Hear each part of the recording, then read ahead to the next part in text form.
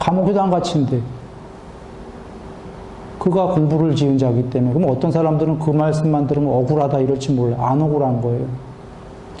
인과는 맞지만 인과의 조건법이 바뀌는 게 팔종도를 어떻게 닦았냐에 따라서 방탄조끼를 입게 된 거예요. 총알은 맞아. 아프긴 아파. 그죠? 안 죽어. 그래서 돌아와서 아까 신고의 삼업을 엉터리로 한 자와 나쁘게 한 자와 올바르게 한 자에는 인과법이 너무 지당한 게 수명, 명성, 명예, 행복, 재물, 힘. 여기서는 또 이렇게 얘기하시고 또 다른 경우에서는 이득, 존경, 명성, 명예, 행복, 재물, 힘, 권위. 그러니까 그 다 두 개를 쉽게 얘기하면 재물과 명성과 권위와 행복이 커진다.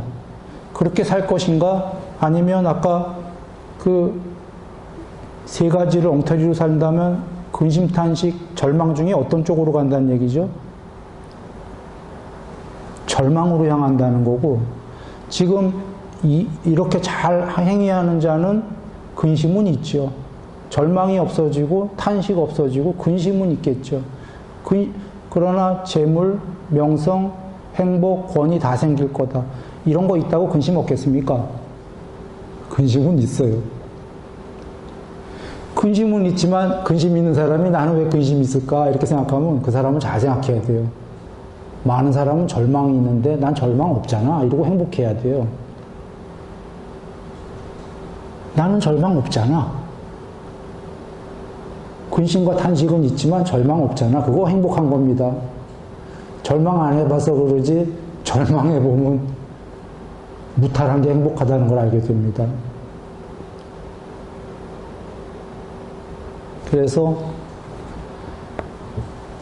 말과 행위와 바른 생계를 하면서 그러면 그리고 방해를 하지 않고 하면 재물, 명성 다 생기는데 여기서 그러면 어떤 분은 여기 이제 태클을 걸 수 있어요. 아니 재물하고 일단 더 안 나가겠습니다. 8정도에서 더 나가는 거는 여러분 아시다시피 정진, 싸띠, 삼매예요. 결국은 삼매까지를 다 닦아라 하신 거예요. 부처님께서 8정도를. 그래야지만, 그러니까 삼매 필요 없다 하면은 이게 문제가 커지는 거예요. 불법이 아니다 이런 얘기입니다. 삼매를 다 닦아도 아까 만만했어요? 안 만만했어요? 사실은 안 만만했어요. 그러고도 수다원이 돼도 7생이, 맥시멈 7생이 더 걸리는데 삼매 필요 없다 하면 이거는 아예 절망적이 되는 거예요. 깨달을 수가 없다가 돼요. 그 삼매까지 다 가야 되는데 오늘 얘기 드리려는 건 여기서만 얘기를 드리죠. 여기 지금 3번에 신구의 삼업을 엉터리로 하는 자와 나쁘게 하는 자와 바르게 하는 자, 이 두 경우였는데 바르게 하는 자는 에센스만 얘기하면 재물, 명성, 행복, 권위, 영향력, 권위, 권력 이런 게 전부 커진다고 그랬는데요. 여기서 어떤 분이 태클을 건다면 재물을 욕망하고의 관계에서 앞서서 욕망과 성냄을 없애야 된다며 그랬잖아요. 그런데 부처님께서 재물을 많이 모을 거다라고 하니까 와, 이 둘은 모순 아니에요? 이렇게 태클 걸 수 있지 않겠습니까? 욕망을 없애는 길로 간 사람이 오히려 재물을 많이 모으게 된다. 인과응보법으로. 이렇게 태클 걸 수 있는데 태클을 걸 이유가 없는 게 재물과 욕망은 꼭 이꼬르일까요? 아닐까요? 아니다 해요. 결론부터 얘기하면. 아까 집착과 저항은 이꼬르예요. 집착의 저항은 동전의 양면이다. 집착이 커지면 저항은 무조건 세집니다. 그건 경전에 나와 계신 말씀이에요. 탐욕에 머물러 탐욕에 강요되어 탐욕에 완전히 동요되어 탐욕에 완전히 강요된 자는 그 거머쥐게 되고 거머짐을 조건으로 칼과 방패를 들고 싸움한다. 탐욕이 커지면 싸움한다. 저항이 과가 커진다. 그건 이꼬르지요. 조건법인데 재물과 욕망은 꼭 이꼬르가 아닌 게 물론 맨 처음에 이 욕망이 있으니까 재물을 모으러는 갑니다만 나중에 부처님 공부를 잘 배운 분들은 이게 재물이 커지는 만큼 욕망이 꼭 커지는 건 아닙니다. 경전에 아나함의 예를 들어볼게요. 아나함이 계시는데 그 굉장히 부자였어요. 부자였는데 그분이 제가자인데 처자식 다 있는데 공부 열심히 지어서 재물도 무지 많이 모았는데 집안에서 공부를 열심히 지어서 욕망을 서서히 없애갖고 재물은 엄청 많은 채로 욕망을 없애갖고 아나함이 되셨어요. 그 아나함이 되셔갖고 아나함은 애욕이 있나요 없나요? 없기 때문에 부인이 여러 명이어서 부인들에게 뭐라고 하십니까? 나는 이제 애욕이 없으니까요. 당신들이 원하는 대로 다 해줄게요. 이거 다 아실 거예요. 그래서 한 부인은 저 이웃마을의 젊은 총각이 마음에 들어요. 그랑 살게 해주세요. 이거 다 아시죠? 그래서 그 아나함이 남편께서 재물을 엄청 띄어서 바리바리해서 싸서 잘 이렇게 갖고 그 남자랑 해서 보내주죠. 또 뭐 어떤 부인은 어떻게 해서 보내주고 어떤 부인은 그냥 집안에 남아있겠어요. 그러죠. 애들 엄마일 거니까. 이제 뭐 남편은 명목상만 남편이지만 그러면 당신은 재산을 관리하셔야 하고 국가열쇠 그냥 다 줘버리죠. 내용 나옵니다. 자, 이분 재물 엄청 많은가요? 아닌가요? 엄청 많어. 욕망은 엄청 있나요? 제로인가요? 제로야. 욕망은 제로고 뭐가 하나 남았냐면 정거천에 대한 추착은 남아 있겠죠. 또는 아난타피티카 장자님, 기수급 고독원 모시하신 분, 금융업자, 재벌이에요? 아니에요? 속칭 요새 얘기로 하면 재벌. 재물 억수로 많아요? 많어. 욕망은 거의 없어져가는 과정을 보였습니까? 안 보였습니까? 보였죠. 죽기 전에 이분이 수다원이 되셨나요? 경전에 맞습니까? 내가 지금 정확한지 모르는데 아마 수다원 과가 되시고 돌아가셨을 것 같아요. 뭐 정확한지 아닌지 나중에 팩트 체크 해보시고요. 그 수다원 과가 돼서 돌아가셨다면 돌아가시기 전에는 계율 100%가 됐다는 거예요? 안 됐다는 거예요? 안 됐다는 거죠. 돌아가기 전에는. 과가 되기 전에. 아직 그리고 욕망도 꽤 남아 있었다요? 아니에요? 욕망이 있었는데 부처님께 그 보시하시고 엄청난 땅을 그러면서 서서히 욕망이 줄어들었다는 거예요? 아닌가요? 줄어들었다겠죠? 여정으로 본다면. 즉 재물은 많은데 욕망은 줄어들었다. 이런 예는 또 부지기수로 많습니다. 이런 걸 본다면 재물과 욕망은 꼭 비례하는 것은 아니지만 그러나 종교를 안 배웠다면 대체적으로는 이거는 비례하지요. 재물 벌려던 이유가 욕망을 채우려고였을 거니까. 그러나 부처님 말씀을 잘 배웠다면 이것은 꼭 비례하는 게 아니고 오히려 반비례한다.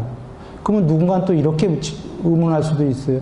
그럼 부처님 불법을 배우고 욕망을 이제 조금씩 줄여가는 사람이 뭐하러 재물을 그렇게 많이 모으냐라고 한다면 재물은 이 세계의 과정에 정말 필요할 때가 많은 게 아까 부모님, 자녀, 배우자 자녀, 형제, 친척, 또 나아가 보시, 절, 일가 사람, 또 그 주위 사람들 돕는데 유용한 수단이고 언제 어떻게 될지 몰라요.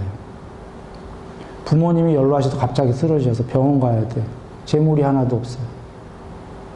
자녀가 지금 큰일이 생겼어요. 재물이 하나도 없어요. 이거 문제 크지 않습니까? 그래서 그러한 용도로 많이 구축을 하더라도 근데 이제 욕망은 오히려 욕망을 안 한다가 아니라 조금씩 줄인다라는 건 자족을 하기 시작하는 거죠. 아직도 사실 욕망 많이 하는 겁니다. 괜찮다 해요. 과거보다 안 하는 거로 줄여가는 거지. 이분이 지금 수다원이겠어요? 아니겠어요? 아직 수다원도 아니잖아요. 그러면 사실은 욕망과 성냄이 꽤 많다. 많고 경전에 재물을 벌면 다 아시다시피 누구를 위해서 먼저 쓰라고 그랬죠? 자기. 놀랍게도 자기예요. 그 다음은 누구를 위해서 쓰라고 그러셨죠? 부모님. 순서 얘기하셨어요. 그 다음은 누구죠? 처자식. 부인께서 돈 버신다면 남편 자식을 위해서 먼저 쓰시고. 그 다음이 이제 형제 일가 친척 뭐 이렇게 쭉 가는 거죠. 그리고는 절이 맨 마지막이었어요. 그러나 꼭 붙이셔요. 공덕은 그러나 절이 제일 크다. 근데 여기서 지금 본인이 먼저 나오는 이유는 올바른 행위를 하면서 재물을 많이 모으면서 욕망을 줄이는 사람도 누구를 먼저 써야 돼요? 자기를 위해서 먼저 쓰는 거예요. 부처님께서 이 말씀을 하신 걸 보고 어리석은 자들은 와 부처님 너무하셨다. 무슨 욕망을 없애라는 분이 자기를 위해서 먼저 쓰라고 하시냐. 이건 모순되지가 않는 거예요. 과정이기 때문에. 전달되나요? 과정에서는 부처님께서 이럴 걸 아셨기 때문에 아까 극단적 고행으로도 욕망을 없애는 건 불가능하다 하신 거예요. 그거를 극단적 고행으로도 못 없애니까 욕망하며 살자 그건 아니죠. 점진적으로 없애자기 때문에 점진적으로 없애는 과정에는 분명히 자기를 위해서 먼저 북돋아 주려는 거예요.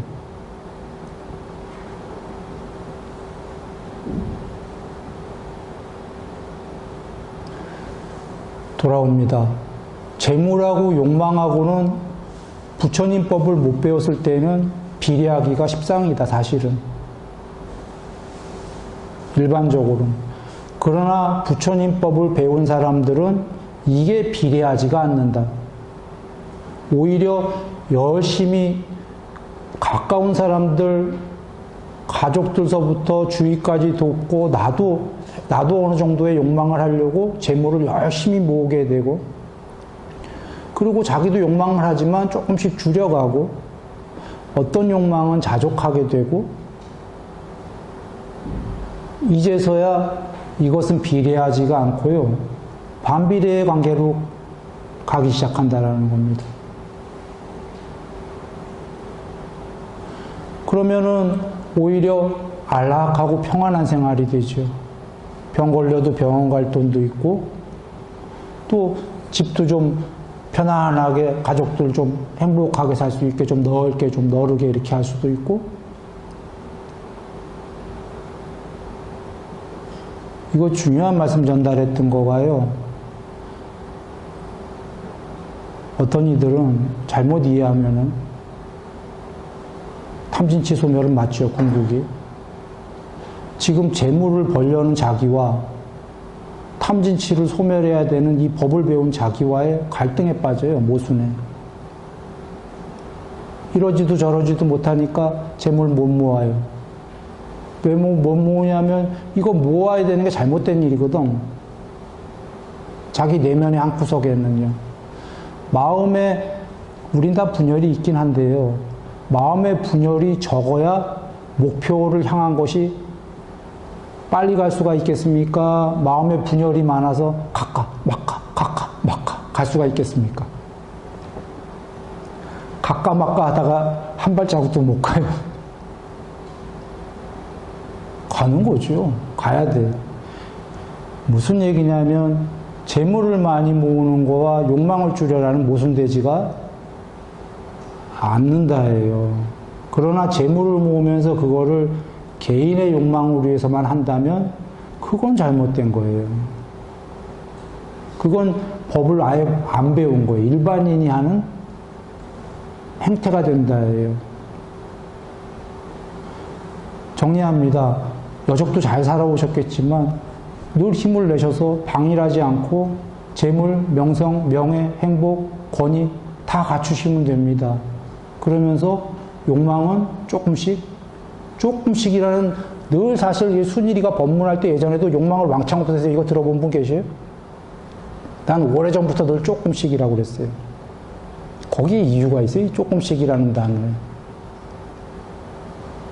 만만하지가 않아요. 앞에 수다원 예도 들었습니다. 7생까지도 걸리는 이유가 만만하지는 않다. 이게 불편한 진실이지만 이걸 받아들여야 돼요. 그러나 혹시라도 불굴의 의지를 갖고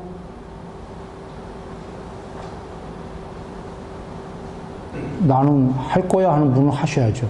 탐진치 소멸할 거야 하는 분은. 그분은 전생에 수다원이었을 수도 있어요, 어쩌면. 그 지금 생에 7생 생 아내들은 그 생일 수도 있으니까 그분은 버리는 길로 가는 겁니다.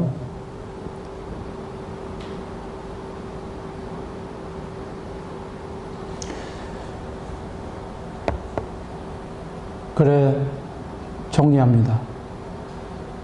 그 방일하지 않고 부처님법을 먼저 배우고 법을 이해한 상태에서 바른 견해, 바른 사유, 그 상태에서 재물을 모으는 거 훌륭하다예요.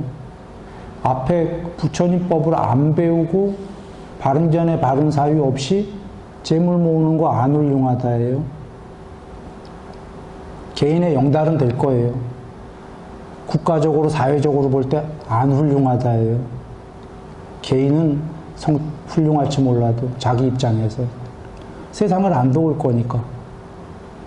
그래서 바른 견해, 바른 사유가 된 사람은 법을 이해하고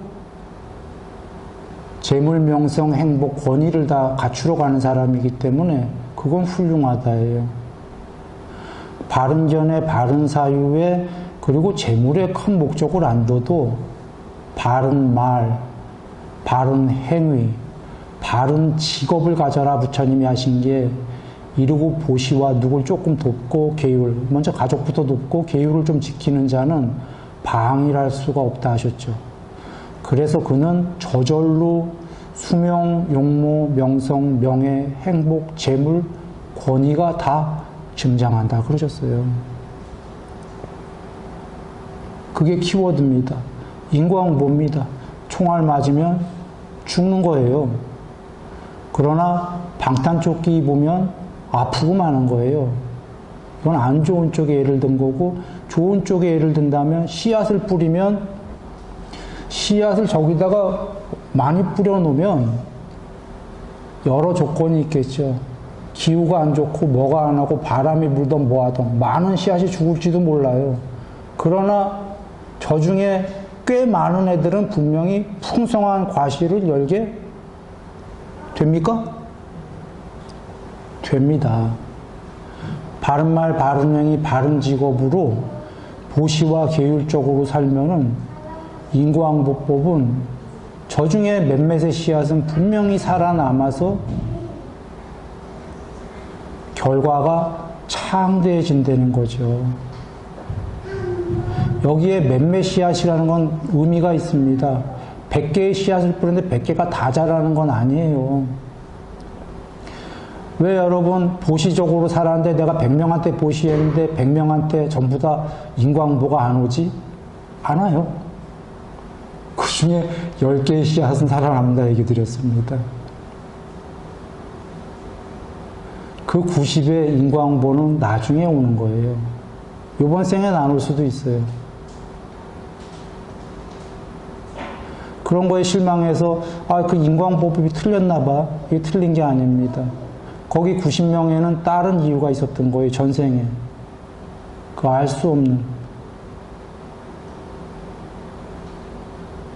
그러나 100개를 뿌리면 하나도 안 뿌리면 하나라도 납니까? 안 납니까? 안 납니다. 100개를 뿌리면 아무리 악초느라 뭐 하더라도 10개는 나는 거고 10개 안 나더라도 1개라도 나는 겁니다. 안 나는 일은 그건 불가능하다예요. 이 세계의 법칙에. 자, 오늘은 여기까지 말씀드렸고요. 이렇게 팔 정도에 여기까지를 우리가 해서 방일하지 않고 보시와 계율적으로 살면서 방일하지 않고 지금 이런 많은 것들이 갖춰져서요. 풍성한 삶이 돼야 되겠죠. 풍성해도 그러나 또 거기에 근심은 분명히 있어요. 거기에 탄식도 분명히 있어요. 그 근심과 탄식은요. 또 잘 사유해 봐야 됩니다. 잘 사유해 보는 게 우리가 부분자이고 존재라는 게 전체자가 아니라 일부분인 부분자이고 이 부분자들이 수없이 많죠. 지구만 해도 사람만 해도 한 70억이라고 그러대요. 70억의 마음이 가지가지 약간 중생의 마음이 다 다르고 다 다르니 내 마음 너 마음이 틀리고 부분들이 집착과 저항이 있는데 누군들이랑 집착과 저항이 없겠습니까? 존재들끼리 누군들이건 집착과 저항이 없겠습니까? 그래서 집착과 저항은 있을 수밖에 없다는 걸 잘 하고 그 문제를 어떻게 넘어서야 될까를 부처님 불법 아래서 잘 사유해 보면 답들이 나오죠.